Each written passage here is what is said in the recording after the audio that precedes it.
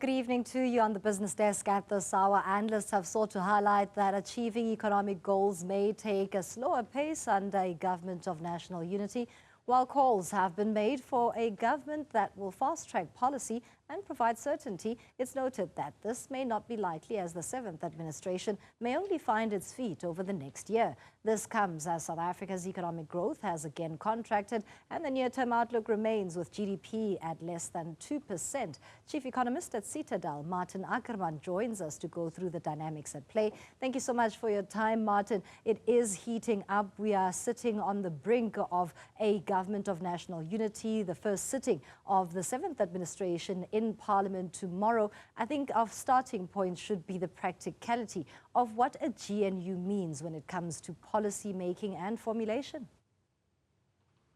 Yes, good evening. I think, unfortunately, time will only be able to tell us that. We're quite a young democracy. It's early days for us in terms of a government of national unity or any coalition. If we look at some of the evidence we've seen from coalition agreements in the country up north, Gauteng, Tshwane, then it is clear that, it's still very difficult to actually agree on policy and then implement and execute. So right now, the jury is out, but we do think that even with the policy that's right, which is currently on the table, which we do think is the right policy to actually address a lot of the issues, we will need to see whether we are going to be able to actually have the muscle from this government of national unity to actually fast-track the implementation, because that's really what is needed at this point. Now, a multi-party formation of government is not necessarily going to result in consensus that is reached at a speedy level. And that's where economic activity is looking for certainty, where policy as well as a business climate that is conducive. What's to be said about timelines maybe that can be put on the seventh administration to meet? Yeah, so, the sooner the better. In terms of executing some of the policy. I do think, if you look at some of the things that happened over the last year, the private sector door, private participation door, if I can put it that way, has been opened again. So private sector do have the ability now to get involved with the logistics, the energy supply. But that will take time. You don't fix those things overnight. But the fact that we are paving the way for other participants to also play a role, that is very positive. And, even if there's no further changes in policy in that regard, the private sector's got a profit incentive to make this work, because otherwise they can just as well close shop. So I do think, that probably this year is still ahead of us from a political point of view. Unfortunately, we need to find our feet in terms of who are the partners around the table.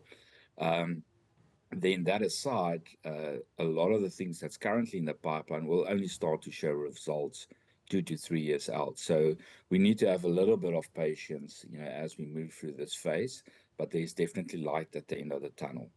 As a parting shot, what should then be of priority? Of course, economic growth being one of the biggest concerns in a growth under 2%, and we are far from even that projected level of GDP in South Africa.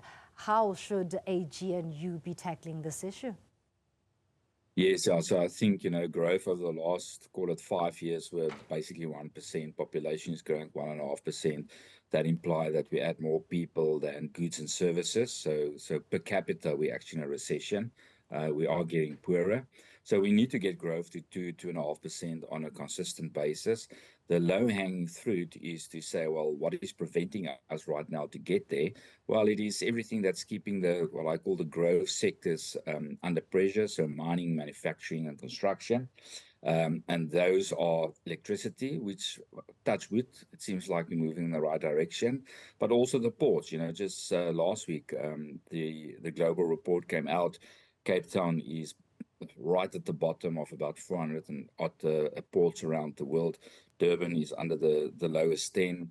So the government of national unity need to identify, and they already know what those issues are, and then basically say, well, what policy do we need to remove those hurdles so that business can actually benefit and fast track to contribute to higher economic growth. Thank you so much for your contribution. That's Maarten Ackerman. He's a chief economist at Citadel. They're talking to us about a mid-year outlook, economic outlook, as South Africa enters into a 7th administration.